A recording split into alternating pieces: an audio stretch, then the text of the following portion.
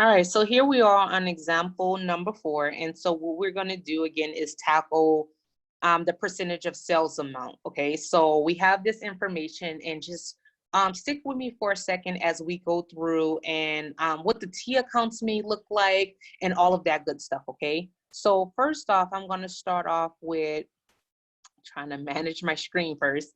So it says at the end of the we are. At the end of the current year, ARS industry has the following account balances before any adjusted entries or uncollectible accounts, right? So what I like to do when they give me this information, I am a visual person, and it may be good for you to do a T account of the information that they're providing us with, all right? So what I'm gonna do is I'm gonna do a T account for accounts receivable, right? So this is debit and credit. And they tell us that it has a $800,000, should never do it. Okay, $800,000 debit balance, okay? And then it tells us that my allowance for doubtful account has a credit balance of $7,500, okay? So now I'm gonna read through it.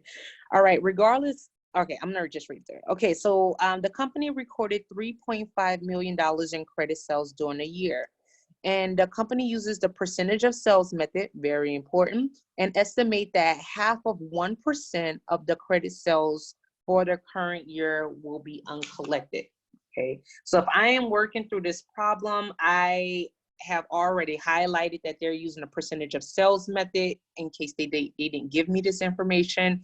And then I've noted that the credit sales amount, and I've noted what percentage, right? So here it are. So in part A is asking us to determine the bad debt expense for the period and to journalize it. Well, regardless of the amount, what I know to be true is that when we're doing the adjusting entry, that adjusting entry will be a debit to bad debt expense and then a credit to allowance for doubtful account. Okay. All right, so the percentage of sales method says you're going to do the sales amount, your credit sales amount, which for us is $3.5 million. And then we're going to do multiply it times our estimate of a 0.5%. Remember, if this is a 0.5%, right, then that means it's going to be 0.005%, right? So what that comes out to be is I did 3.5 million times 0.005, and my journal entry, the amount is going to come out to 17,500. All right, so that's what I'm gonna plug into my journal entry here. Okay. All right, so moving on to B. So I'm gonna make this a little smaller. All right. So moving on to B, B tells me that determine the adjusted balance of the allowance for doubtful account and receivable. All right, so they want to know, hey, once you've done this journal entry, what is your new balances? New balances or your adjusted balances in your allowance for doubtful account and your accounts receivable.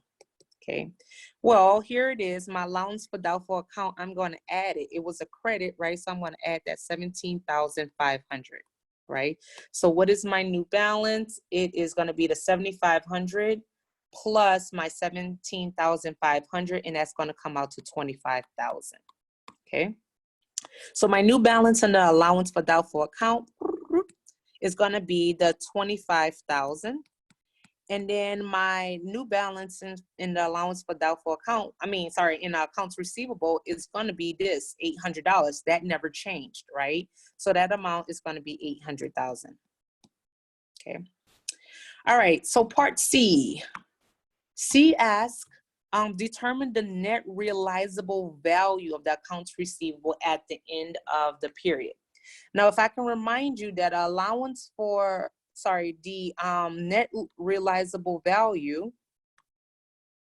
the net realizable value formula is your accounts receivable less your allowance for doubtful account.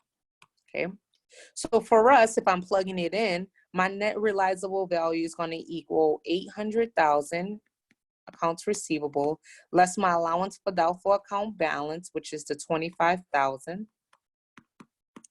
Therefore, my net realizable value for receivables, or my accounts receivable, is going to be $775,000. Bada boom, bada bang, we are done. Okay. All right. So I'm going to stop here, and then now we're going to move on to the analysis of receivable. A little more entailed than a percentage of sales method, but if you stick with me, it will all make sense, okay?